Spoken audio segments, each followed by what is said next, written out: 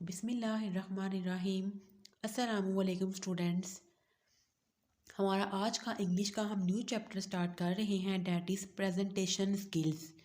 या फिर आपकी आउटलाइन में इस टॉपिक का नाम कुछ यूँ भी हो सकता है, इफ़ेक्टिव प्रेजेंटेशंस। स्टूडेंट्स, हमारा जो प्रीवियस हमारा लेक्चर था, जो टॉपिक हमने स्टार्ट किया था वो था प्रेसे राइटिंग का। अल्हम्दुलिल्लाह वो चैप्टर हमारा कंप्लीट हो चुका है। तो आज हम इंग्लिश का न्यू चैप्टर स्टार्ट करते हैं, that is presentation skills. Students, बहुत ही इंपॉर्टेंट टॉपिक है प्रेजेंटेशन स्किल्स का।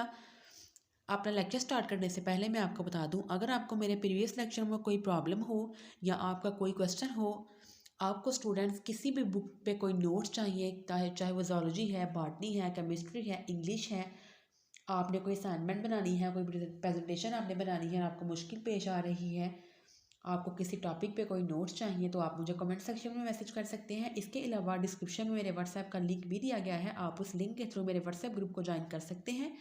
अगर आपको स्टडी से रिलेटेड कोई भी प्रॉब्लम होगी तो इंशाल्लाह मैं आपकी प्रॉब्लम को सॉल्व करने की पूरी कोशिश करूँगी। तो चलिए आइए स्टूडेंट्स, हम आज का अपना लेक्चर स्टार्ट करते हैं, डैट इज़ प्रेजेंटेशन स्किल। सबसे पहले हम डेफिनेशन देख लेते हैं, what is presentation.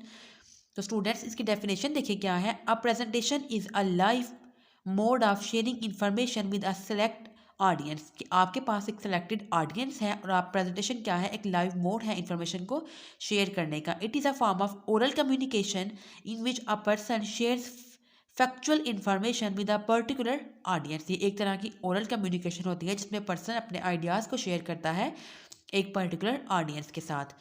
A presentation और an oral activity that uses a visual medium.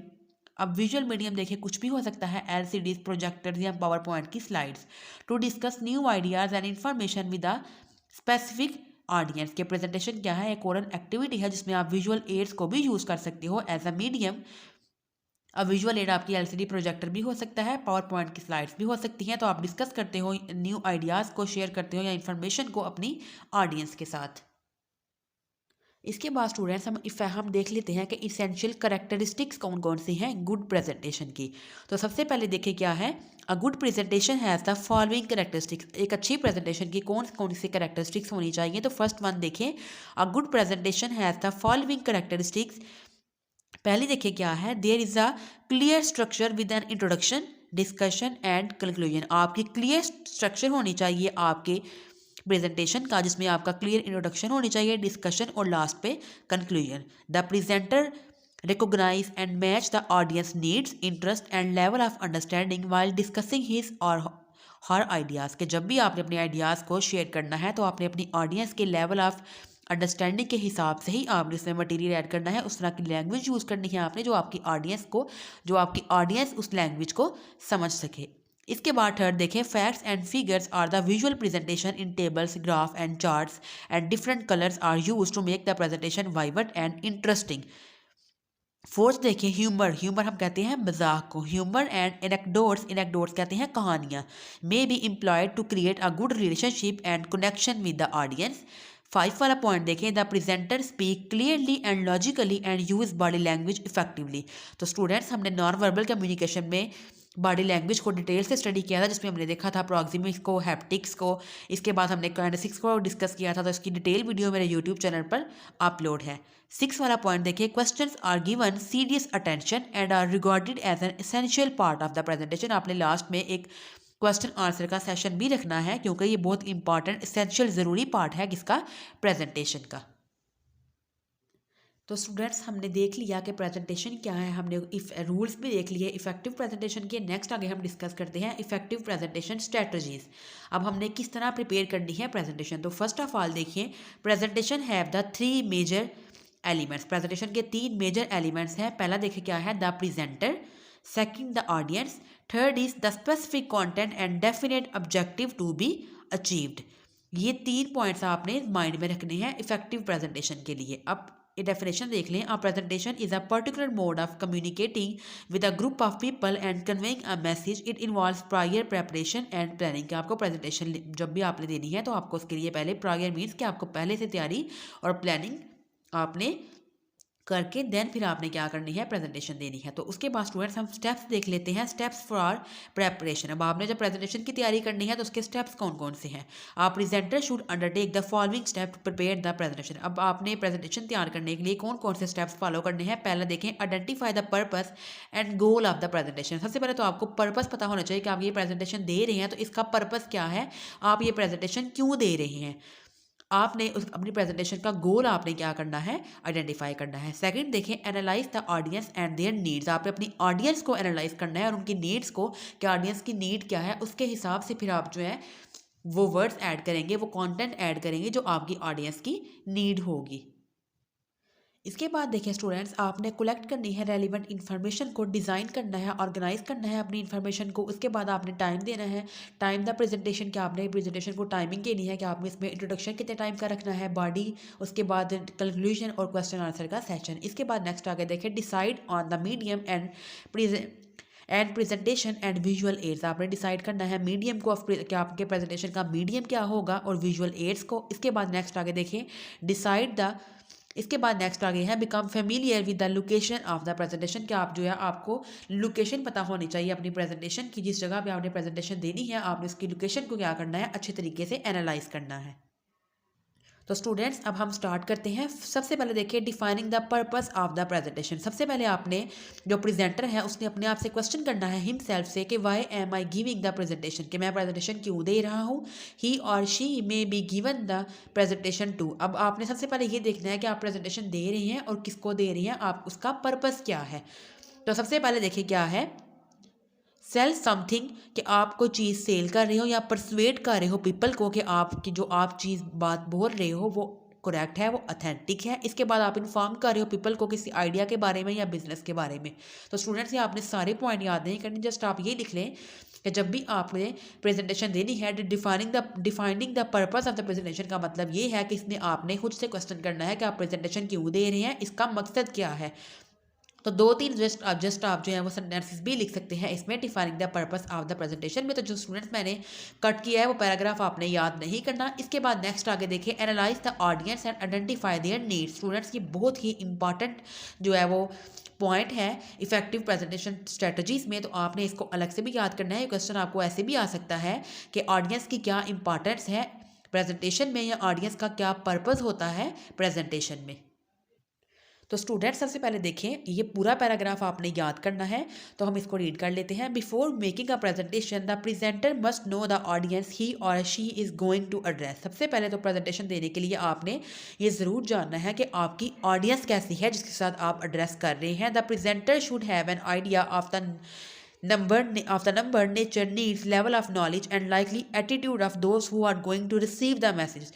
Presenter को आइडिया होना चाहिए कि वो कितने नंबर ऑफ पीपल्स हैं, उनकी नेचर क्या है, नीड्स क्या है, उनका लेवल ऑफ नॉलेज कितना है, और उनका जो है वो एंड लाइकली एटीट्यूड ऑफ दोस्त, कि उनका एटीट्यूड किस तरह का है, who are going to receive the message, जो आपका मैसेज रिसीव करने आ रहे हैं। These facts will determine the language of delivery and selection of inputs.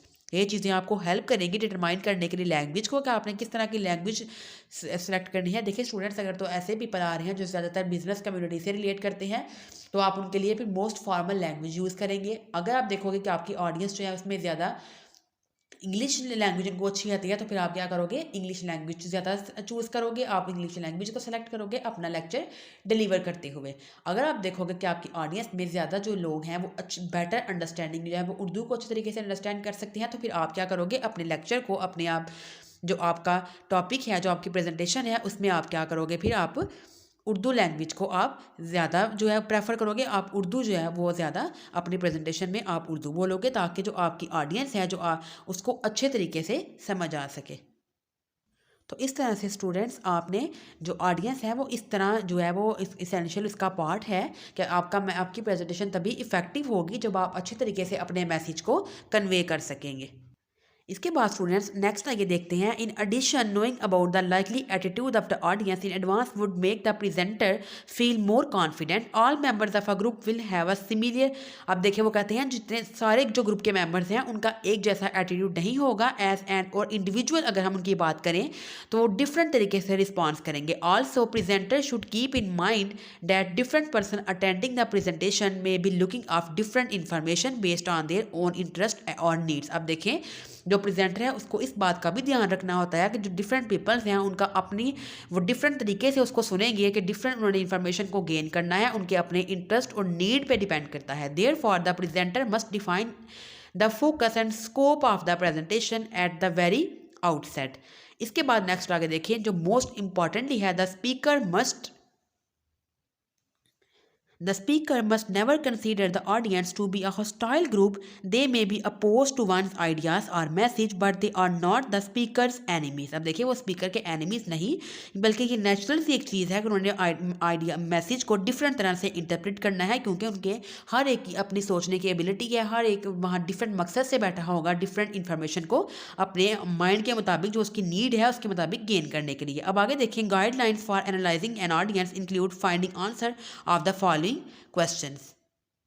तो स्टूडेंट्स देखिए आपने इसमें किन किन पॉइंट्स को माइंड में रखना है। फर्स्ट देखिए क्या है, हु इज़ द ऑडियंस, आपकी ऑडियंस कौन है, why are they attending the presentation, उनकी नीड्स क्या हैं, what is the background and level of knowledge in relation to the subject of the presentation, how many person will be there, what is their attitude toward the subject and the speaker expected to be, what does the audience expect will be the outcome of the presentation. ये सारे point आपने mind में रखने हैं audience को analyse करते हुए। तो स्टूडेंट्स ये हमारा पॉइंट था एनालाइज द ऑडियंस का, पर्पस क्या है ऑडियंस को एनालाइज करने का। नेक्स्ट अब हम आगे देखते हैं एनालाइज द लोकेशन। अब आपने लोकेशन देखनी है, क्योंकि प्रेजेंटेशन में लोकेशन भी बहुत मैटर करती है कि वो वहाँ का इन्वायरमेंट किस तरह का है। अगर वहाँ नॉइस ज़्यादा होगा तो आपकी इन्फॉर्मेशन जो है वो अच्छे तरीके से आप कन्वे नहीं कर सकेंगे, तो इसलिए जो लोकेशन है वो बहुत मैटर करती है आपकी प्रेजेंटेशन को बेहतर बनाने के लिए। तो सबसे पहले देखें स्टूडेंट्स इसमें क्या है, before presenting the speaker should check the size, ventilation and sitting arrangement of the room. This helps position the screen according to the number of persons and the size of the room, ensuring it will be visible to everyone. The presenter should keep enough space between himself or herself and the screen so that he or she can refer to the point on the screen with a pointer. क्या आपने इस तरह से जो है वहाँ से sitting arrangement करनी है कि आप हर पर्सन को आप विजिबल हो, और अगर आपने कुछ लिख के एक्सप्लेन करना है तो जो आप जो है जिस पे आप लिख रहे हो, जो आपका बोर्ड है वो भी क्या है, हर एक को विजिबल हो, ईजी से हर कोई इसको समझ सके। इसके बाद स्टूडेंट्स हम नेक्स्ट आगे देख लेते हैं design and organise the information. किस तरह आपने ऑर्गेनाइज करना है अपने कंटेंट्स को और आउटलाइन कैसे बनानी है। फर्स्ट आपने ये पॉइंट जो मैंने हाईलाइट की है आपने बस वही याद करने हैं। Aware of the purpose of the presentation and the audience needs. Second point देखें, why should be given to how to start the presentation, कि आपने किस तरह प्रेजेंटेशन को स्टार्ट करना है। What should be said first, आपने पहले क्या कहना है। What main point the speaker should begin with, आपने किन मेन पॉइंट से स्टार्ट करना है। The normal order of any exposition is to first list the main points, कि आपने पहले मेन आइडियाज़ को बताना है एंड एलेबोरेट, फिर आपने उसको क्या करना है, एलेबोरेट करना है ईच ऑफ दैम को। तो इसके बाद नेक्स्ट आगे देखें students, the sequence and timing of each part is 30 minute presentation should B. अब अगर आपने 30 मिनट की प्रेजेंटेशन देनी है तो उसको आपने कैसे देखिए अरेंज करना है अपनी आउटलाइन को, अपने कंटेंट को। इंट्रोडक्शन आपने इसमें रखना है 3 मिनट का, मेन बॉडी आपकी कितनी होनी चाहिए 15 मिनट्स की। इसके बाद आगे है स्टूडेंट्स कंक्लूजन, आपका कंक्लूजन 2 मिनट्स का होना चाहिए। क्वेश्चन आंसर का जो सेशन है वो आपका कितना होना चाहिए 10 मिनट्स का। The presentation should be design in such a way that it is a logical, clear and complete in the 30 minutes allotted to it. अब आगे देखिए इंट्रोडक्शन में आपने क्या लिखना है। The introduction indicates the main idea of the presentation, it does not that only without giving details or what is to follow. आपने इसमें डिटेल्स नहीं देनी, जस्ट आपने इसमें क्या बताना है, इंट्रोडक्शन बताना है। This help the audience know the subject and focus of the presentation. अब ये हेल्प करेगा ऑडियंस को, उसको ऑडियंस को पहले ही समझ आ जाएगी कि आपने अपनी प्रेजेंटेशन में आपका सब्जेक्ट क्या है, और फिर आपकी अगर तो वो उनकी नीड के अकॉर्डिंग होगा तो आपकी प्रेजेंटेशन पर वो ज़्यादा अच्छे से फोकस करेंगे। जैसे देखिए स्टूडेंट्स, फॉर एग्जांपल अगर हमारा जो आपका टॉपिक था वो बॉटनी के ऊपर कोई आपका टॉपिक है और आपने उसके ऊपर कोई प्रेजेंटेशन देनी है। जैसे फॉर एग्जांपल अगर हम वुड की बात करें कि हमारा जो टॉपिक है वो वुड है और आपने वुड पे प्रेजेंटेशन देनी है, तो सबसे पहले इंट्रोडक्शन में हम क्या लिखेंगे, हम आप जो अपने कंटेंट है वो लिख लेंगे। जैसे for example definition of wood, then उसके बाद हम लिखेंगे स्ट्रक्चर ऑफ वुड, इसके बाद हम देखेंगे रिंग्स की हेडिंग दे देंगे कि हमने इसमें रिंग को डिस्कस करना है, देन उसके बाद एडवांटेज को और डिसएडवांटेज को। तो इस तरह इंट्रो में हम अपने जो आपने जिस टॉपिक पे प्रेजेंटेशन देनी होती है उसके हम मेन कंटेंट लिख देते हैं, ताकि जो ऑडियंस है उसको पहले ही पता चल जाए कि आपका टॉपिक क्या है, और अगर वो टॉपिक उनके नीड के अकॉर्डिंग होगा तो वो उसको ज़्यादा अच्छे तरीके से सुनेंगे। इसके बाद नेक्स्ट आगे देखें मेन बॉडी। मेन बॉडी आपकी जो है वो 15 मिनट्स की होनी चाहिए। तो देखिए स्टूडेंट्स, मेन बॉडी में क्या होगा, it contain explanation, elaboration, examples and supporting details. अब स्टूडेंट्स, जो आपने कंटेंट में जो आपने अपने मेन जो आपने बताए हैं, जो आपके टॉपिक्स हैं, क्या हम इन सब टॉपिक्स को डिस्कस करेंगे। तो अब मेन बॉडी में आप क्या करोगे, वन बाय वन उन सारे आपका कंटेंट्स को क्या करोगे, इलेबोरेट करोगे। अब जैसे अगर आपने हेडिंग दी है स्ट्रक्चर ऑफ वुड, तो फिर आप स्ट्रक्चर ऑफ वुड को डिफाइन करने के लिए जो बाकी सारे सेंटेंसेस होंगे, these are called supporting sentences, जो आपके उस वर्ड को या उस आपके टॉपिक को डिफाइन करेंगे। तो मेन बॉडी में आपने मेन बॉडी में एक्सप्लेनेशंस होती हैं, इलेबोरेशंस होती हैं, एग्जांपल्स होती हैं और सपोर्टिंग डिटेल्स होती हैं, जो आपके मेन टॉपिक को एक्सप्लेन करती हैं। देन इसके बाद देखिए स्टूडेंट्स, लास्ट में क्या है, कंक्लूजन। तो कंक्लूजन देखिए हमारा 2 मिनट्स का होना चाहिए। कंक्लूजन में देखिए क्या होता है, कंक्लूजन समराइज करती है स्पीकर्स के मेन आर्गूमेंट्स को and connects them to the objective stated in the introduction and the larger picture. इसके बाद देखिए अब आपने अपनी प्रेजेंटेशन को एंड कैसे करना है। To end the presentation the speaker should do the following. आपने क्या क्या चीज़ें करनी है, repeat the main idea of the presentation. आपने दोबारा अपने मेन आइडिया को रिपीट करना है। Repeat the most important points with supporting information. Thank the audience and invite questions. इसके बाद लास्ट में देखिए क्वेश्चन आंसर सेशन, जो कि 10 मिनट्स का होता है। This is an important opportunity for the audience interaction. ये आपके लिए इंपॉर्टेंट अपॉर्चुनिटी है कि आप अपनी ऑडियंस से इंटरेक्ट कर सकेंगे।